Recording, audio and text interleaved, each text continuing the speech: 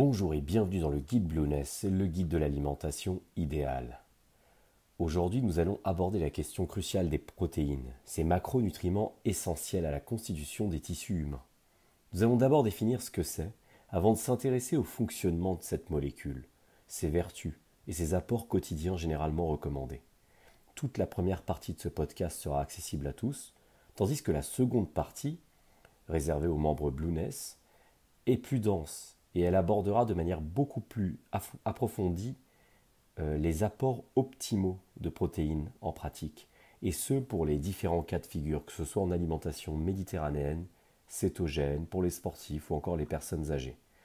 Je vous invite donc pour la deuxième partie à vous rendre sur le site blueness.com pour pouvoir accéder à cette partie-là. Alors les protéines, qu'est-ce que c'est ?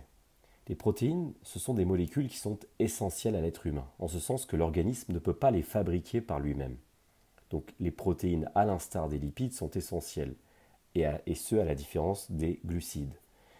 Donc les protéines agissent comme hormones, c'est-à-dire qu'elles vont agir sur le contrôle d'un organe, par exemple, mais aussi comme enzymes. Donc ça va être des catalyseurs de réactions chimiques, c'est-à-dire des accélérateurs ou des déclencheurs. Et enfin, les protéines agissent comme anticorps du système immunitaire. Elles constituent également certaines structures du corps, comme les tissus conjonctifs, le cartilage, les os, la peau, les cheveux et bien sûr les muscles. C'est d'ailleurs en général leur rôle le plus connu dans l'imaginaire collectif. Une grande partie des protéines est stockée dans les muscles, en tant qu'élément constructif, et pas ou peu comme source d'énergie. Il faut savoir que l'organisme utilise les 3 macronutriments que nous connaissons tous comme source d'énergie, les protéines, les glucides et les lipides, mais dans les faits, les protéines, ce sont les macronutriments les moins priorisés par l'organisme en tant que source d'énergie. Disons que les protéines ne sont tout simplement pas mobilisées très efficacement pour fournir rapidement du carburant à l'organisme, à l'inverse des glucides qui sont majoritairement mobilisés tant qu'on en a en stock, et lors de besoins d'énergie liés à une activité par exemple intense, avant que les graisses de réserve ne viennent prendre le relais, notamment d'ailleurs lorsque le taux d'insuline est bas et lors de besoins de faible intensité comme la marche par exemple. D'où la nécessité d'ailleurs d'augmenter son activité en mouvement de manière générale et pas uniquement au cours d'activités physiques très intenses. C'est d'ailleurs le piège dans lequel tombent bon nombre d'individus qui souhaitent perdre du poids. Ces individus pratiquent une activité sportive courte et très intense, ce qui est une bonne chose pour la santé générale, pour le renouvellement des mitochondries, donc ces petites centrales énergétiques situées dans les cellules et pour lesquelles nous allons dédier un contenu à part entière. Mais en faisant uniquement cela, il peut arriver que ces individus fassent monter leur glycémie, donc via la pratique sportive intense et via une alimentation riche en glucides, donc leur taux d'insuline. En faisant monter leur glycémie, inévitablement leur taux d'insuline augmente, et le tout en étant par ailleurs la plupart du temps, le reste du temps en dehors de leur séance de sport, relativement sédentaires. Donc en dehors des 2, 3, 4 ou 5 heures d'activité physique intense par semaine, le reste du temps, ces individus sont sédentaires, ce qui dans les faits empêche la mobilisation des graisses de réserve. C'est pour cela qu'il est intéressant, au-delà du sport, d'augmenter son activité en mouvement de manière générale et notamment des mouvements de faible intensité. Pour revenir aux protéines, elles ne sont majoritairement pas utilisées comme source d'énergie, mais plutôt comme une sorte de brique qui vient renouveler les tissus, comme la peau, les ongles, les cheveux et les muscles. C'est la raison pour laquelle ce macronutriment est tant consommé par les pratiquants de musculation. D'ailleurs, dans une recherche de longévité en bonne santé, on cherche justement à épargner le stock de muscles et à utiliser soit les glucides ingérés ou stockés sous forme de glycogène, le glycogène étant la réserve de sucre dans l'organisme, soit les lipides stockés ou apportés par l'alimentation. L'objectif donc étant de préserver au mieux sa masse musculaire le plus longtemps possible, surtout à un âge avancé. C'est la raison pour laquelle la perte de poids peut fonctionner lorsqu'on diminue à la fois sa consommation de glucides et sa consommation de lipides, mais seulement jusqu'à un certain point. Les nutritionnistes recommandent d'ailleurs ce genre de coup de collier uniquement sur des périodes assez courtes, d'1 mois, 1 mois et demi maximum. Au-delà, ce sont les muscles qui risquent de cataboliser et donc ce serait contre-productif car rebâtir du muscle prend énormément de temps, surtout à un âge avancé. Par ailleurs, outre les sportifs, les personnes sédentaires auraient également intérêt à consommer des protéines régulièrement et en quantité suffisante, à hauteur de leurs besoins. Et nous reviendrons sur leurs besoins, puisque le corps ne stocke pas les protéines ingérées pour une réutilisation ultérieure, contrairement aux glucides ou aux lipides par exemple. De plus, il faut savoir que pour maintenir sa santé et le bon fonctionnement de l'organisme, le corps a besoin de constamment fabriquer de nouvelles protéines. Cela nécessite un approvisionnement relativement constant en acides aminés, donc qui forment les protéines, et cela nécessite de l'énergie, car la synthèse de nouvelles protéines est un processus particulièrement énergivore. Pour donner un exemple, les cheveux sont renouvelés environ tous les 2 ans, et la couche externe de la peau toutes les 3 semaines. Or, tout facteur qui vient entraver la synthèse des protéines peut conduire rapidement à une perte de tissu maigre, ce qui est extrêmement dommageable pour la santé. En termes de composition, les protéines sont constituées d'acides aminés qui sont reliés entre eux par des chaînes. Dit à l'inverse, les acides aminés sont donc des molécules qui, combinées entre elles, forment les protéines. Il existe 20 acides aminés qui forment les protéines. On les appelle les acides aminés protéinogènes. Certains de ces acides aminés sont essentiels car le corps ne peut pas les synthétiser lui-même. Il faut donc veiller à consommer ces acides aminés essentiels, qui sont au nombre de 8, sous peine d'être carencés. Une carence en acides aminés essentiels se caractérise généralement par une certaine fatigue, un système immunitaire affaibli, des ligaments fragilisés, etc. Ces 8 acides aminés essentiels sont notamment la leucine, l'isoleucine, la valine, la lysine, la méthionine, la thréonine, le tryptophane et le phénylalanine. Les 2 acides aminés semi-essentiels sont l'histidine et l'arginine, qui sont considérés comme semi-essentiels car ils sont notamment indispensables chez le nourrisson. Et enfin, il reste 10 acides aminés non essentiels. Tous ces acides aminés sont plus ou moins inconnus du grand public, mais les sportifs sont un peu plus familiers avec ces appellations, car certains de ces acides aminés sont parfois proposés en supplémentation, notamment dans le cas des sports de résistance, qui ont pour objectif le renouvellement des tissus musculaires. Bon, les aliments riches en protéines. On va retrouver du côté animal les œufs, la viande, les poissons, les fruits de mer, les produits laitiers, la charcuterie. Nous n'allons pas nous attarder plus longuement sur la liste des aliments riches en protéines car un contenu leur sera entièrement dédié dans la suite. D'un point de vue végétal, les nutriments végétaux riches en protéines constituent une source alimentaire très qualitative car ils présentent beaucoup de bienfaits outre leur apport en protéines. Et parmi ces aliments, on trouve notamment les pois chiches, les lentilles, les légumineuses, le tofu, le soja, les arachides, les noix, les graines. Et dans une moindre mesure, les céréales, le riz, l'avoine et le seigle.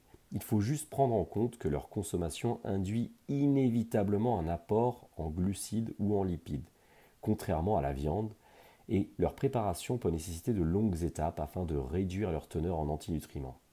Et ces antinutriments peuvent causer des inconforts digestifs chez certains. Par ailleurs, dans le cas d'une alimentation uniquement ou majoritairement végétarienne, il est judicieux de prendre en compte le concept de complémentarité des protéines qui fera l'objet du podcast suivant. Alors, quelle énergie apportent les protéines en termes de calories ?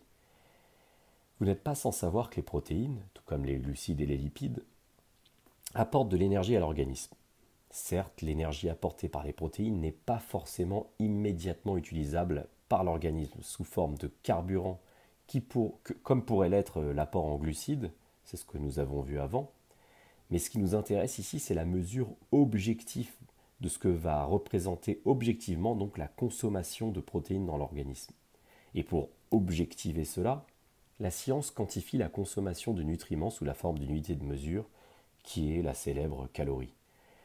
Même si selon les grands principes du guide Blueness, le guide de l'alimentation idéale, le concept de calorie est à relativiser par rapport à tout ce qui est expliqué donc dans notre guide, il n'en reste pas moins que la calorie est considérée comme le référentiel énergétique et que finalement il y a quand même un bol alimentaire total à estimer et qui est une contrainte mathématiquement parlant, même si la valeur de ce total calorique dépend d'énormément de facteurs, parmi lesquels certains sont clairement sous-estimés, comme par exemple le niveau du métabolisme de base par exemple.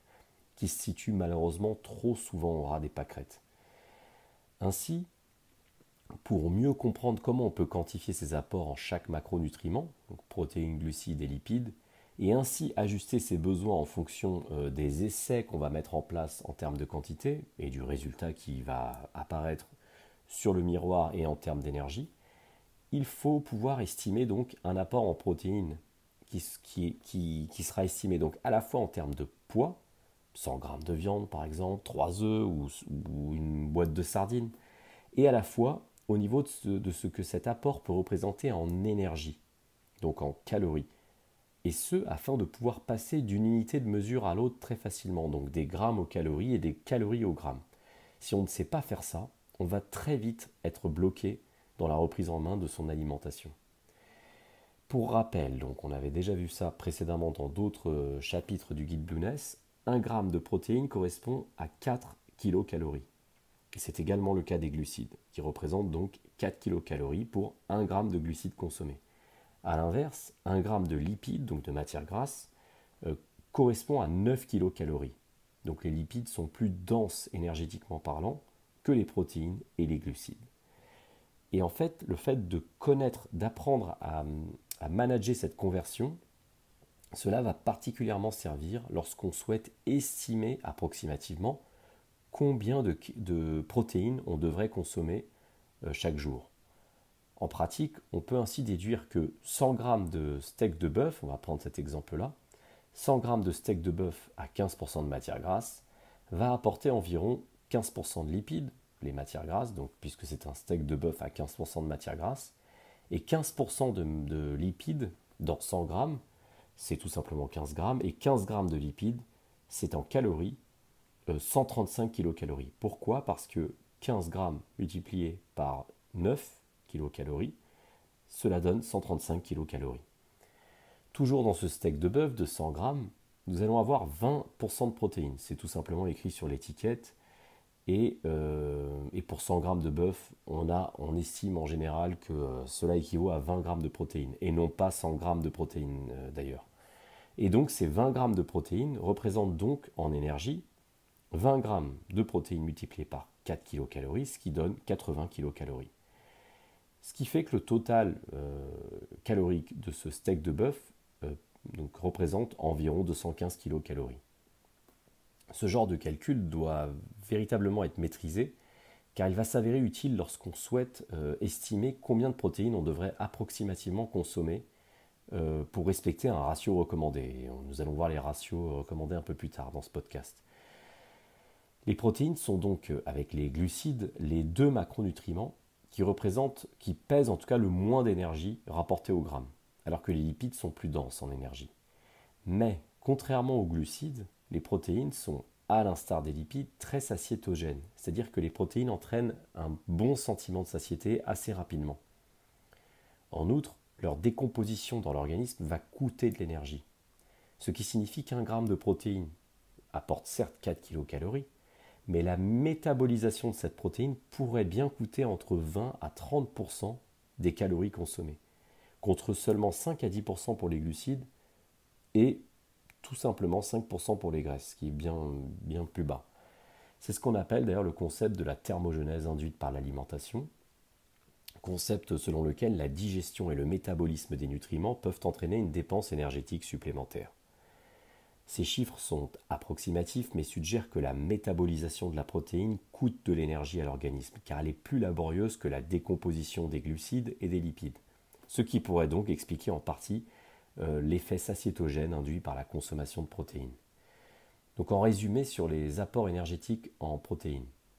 Pour résumer de manière simple, on sait maintenant que les protéines sont contenues dans certains aliments et ces protéines, c'est donc certains aliments qui sont majoritairement des aliments animaux, œufs, volailles, produits laitiers, etc. et dans certains aliments végétaux. Et ces protéines vont permettre de renouveler les briques constituantes de notre organisme, comme les ongles, les cheveux, la peau, les muscles et les organes. On a également vu que 1 g de protéines, ça apporte, en termes d'énergie, 4 kilocalories. Et enfin, on a appris que dans 100 g de viande blanche, viande rouge et même parfois poisson ou fruits de mer, même si la teneur est un peu moindre, on trouvait généralement entre 15 et 25 grammes de protéines, suivant les aliments. Disons 20 grammes de protéines par 100 grammes de viande, qu'elle soit blanche ou que ce soit des poissons. Donc disons en moyenne 20 grammes de protéines par 100 grammes de viande en moyenne pour simplifier. Dit autrement, et c'est toujours bon de le rappeler pour les personnes qui débutent dans la reprise en main de leur alimentation, 100 grammes de protéines ne correspondent pas à 100 grammes de viande. Et 100 grammes de viande ne correspondent pas à 100 grammes de protéines. Dans 100 grammes de viande, il y a généralement seulement 20 grammes de protéines environ. Le reste, c'est un peu de lipides, de l'eau, des micronutriments et d'autres constituants de l'aliment. Enfin, pour récapituler, on a appris qu'à partir de 100 grammes de viande, qui apporte environ donc 20 grammes de protéines, et généralement entre 5 et 15 grammes de lipides, on peut estimer la teneur en calories, c'est-à-dire l'énergie apportée par la consommation de cet aliment à l'organisme, et qui est dans ce cas d'environ 215 kcal au 100 grammes, un peu moins s'il s'agit d'une viande plus maigre. À remettre donc en perspective avec le total calorique moyen d'un individu lambda de 70 kg, dont on estime qu'il pourrait consommer entre 1800 et 2600 kcal par exemple, c'est une estimation à la louche, et sachant que les protéines sont le macronutriment de base à compléter par des glucides et des lipides en fonction de l'alimentation choisie. On a également appris à passer des calories au gramme et vice-versa, ce qui va permettre dans la suite de ce contenu et par la suite, de manière absolue, à mieux prévoir quelle quantité d'aliments riches en protéines on pourrait consommer afin d'atteindre un idéal pour la santé, pour la perte de poids, le gain musculaire et la longévité. C'est pour atteindre cet objectif que nous sommes un peu obligés de comprendre tout cela. Donc le fait par exemple qu'un gramme de protéines c'est 4 kilocalories, ou que par exemple si on part des calories, il faut diviser par 4 pour avoir le nombre de grammes de protéines. En ayant conscience de ce que pourrait être un apport recommandé en protéines, nous n'aurons ainsi plus qu'à ajuster la consommation de protéines via la pesée de l'aliment grâce à tout ce que nous venons d'apprendre. Et pour savoir quelle quantité d'aliments riches en protéines on pourrait consommer de façon régulière, reste à savoir quels sont donc les fameux apports recommandés en protéines par les pouvoirs publics. Et voyons enfin si des leaders d'opinion en nutrition ont des avis un peu plus précis, notamment pour les cas particuliers, comme l'âge avancé, la pratique d'une activité sportive, la recherche de longévité en bonne santé, ou tout simplement la pratique d'une alimentation pauvre en glucides, comme l'alimentation low carb, voire cétogène.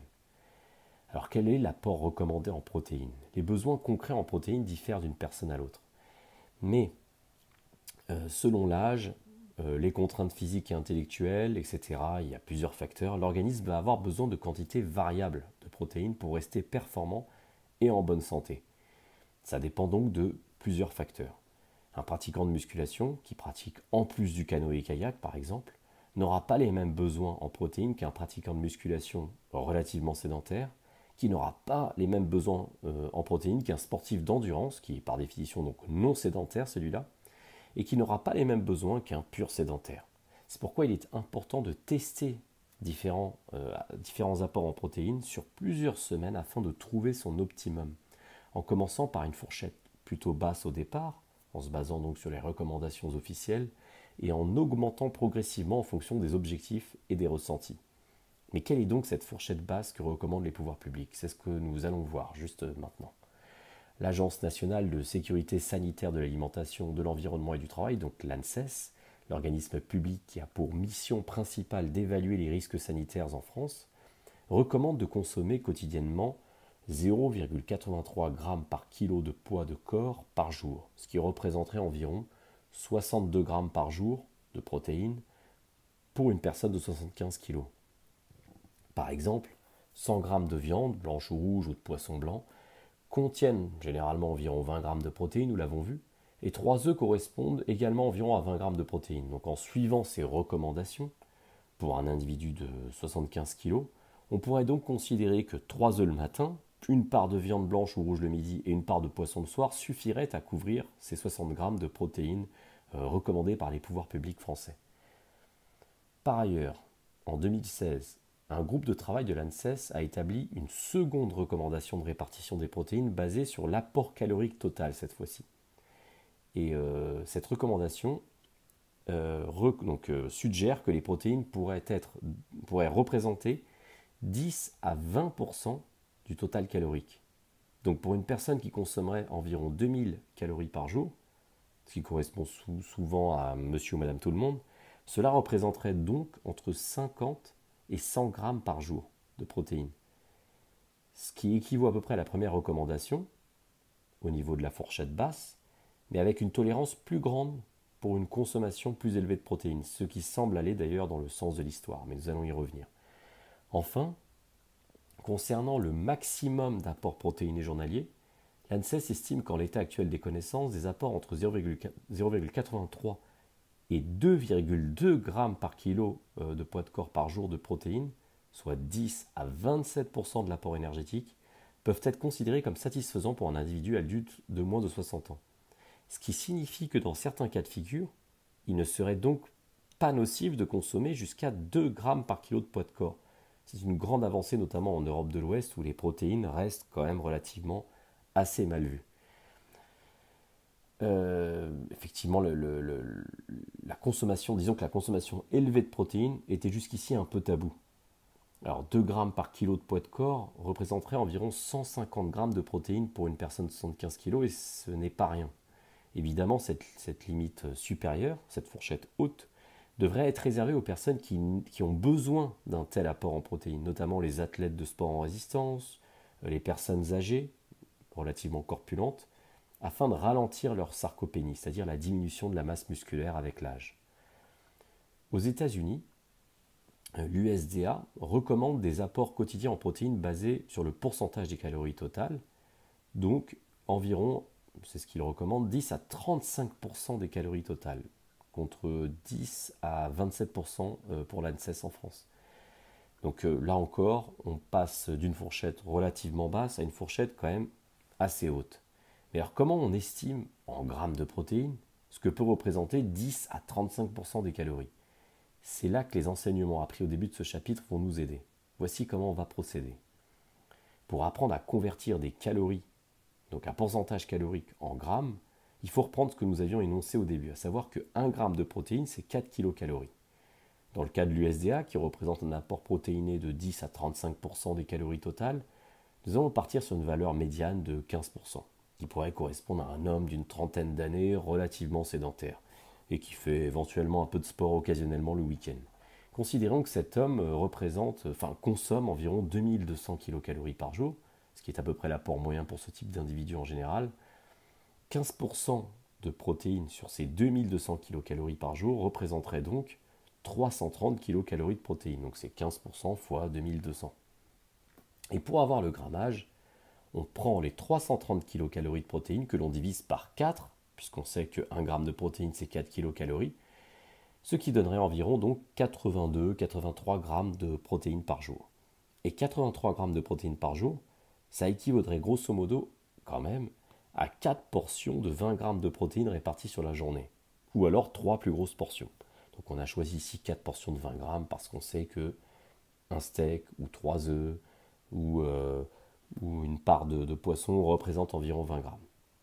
Ce qui en pratique pourrait donner donc 4 œufs le matin, donc 24 grammes de protéines, 100 grammes d'escalope de poulet au second repas, par exemple le midi, donc 24 grammes de protéines, 150 grammes de fromage blanc ou de skyr l'après-midi en guise de collation, donc 15 grammes, et une part de poisson, maigre ou gras d'ailleurs, au dîner, donc environ 18 à 20 grammes de protéines.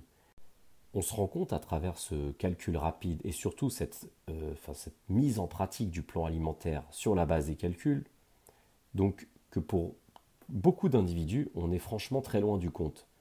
On voit bien ici que pour être dans un optimum, il y a quand même 4 apports en protéines, et mis à part certains sportifs qui suivent ce genre de recommandations, la plupart des individus lambda sont loin du compte en termes d'apport protéique.